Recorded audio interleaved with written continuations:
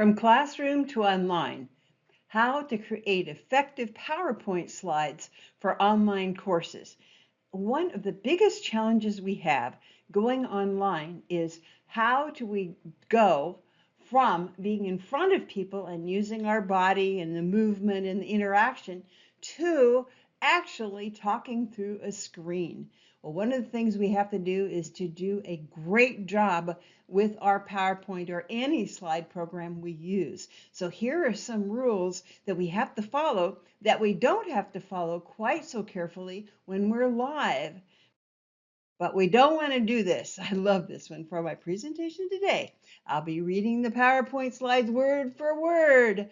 Well, then why don't you just give them to us and we'll walk out of the room and read those slides. And by the way, an aside, whether you're online or whether you're in person, never, never, never use the slides as the outline because you're giving away what you're going to do, your presentation. They're not going to pay attention. They're just going to look at the slides. And slides aren't an outline. So let's go. Slide rules.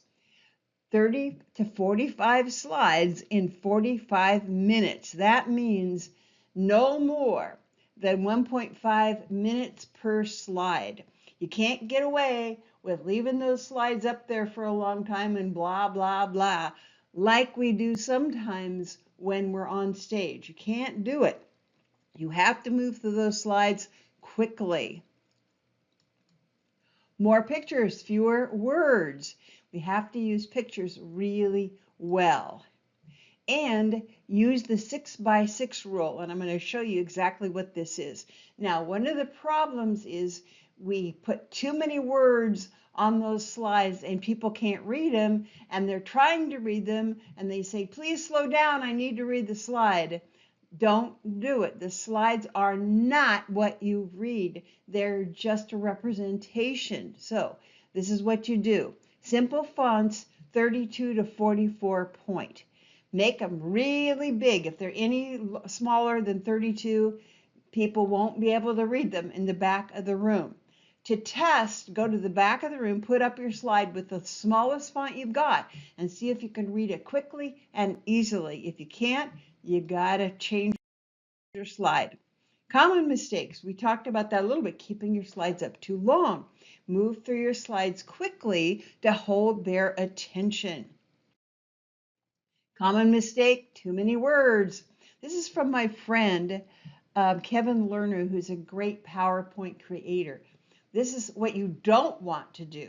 Avoid all this unnecessary words that you can find to help make the page more interesting and easier to understand. No, don't do that. Instead, avoid unnecessary words. That's how that PowerPoint slide ought to look. And then you, by talking, can talk around that, but just put the representation of what you're going to say on that slide. Here's the 6x6 rule. No more than 6 words across and no more than 6 bullet points deep. I was attending a meeting, and every time I'd go to that particular meeting, the person, one of the people presenting, would put up her slides were just simply what she got out of a document, and it was 12 or 14 point font, and it was just a whole lot of words, and it was real technical, and nobody could read it. And I don't know why she did it. Oh, yes, I do.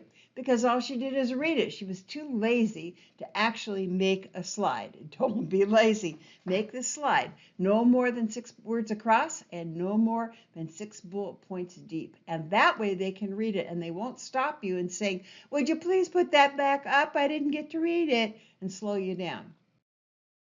So if you can't explain it simply, you don't understand it well enough. It's good old Albert Einstein.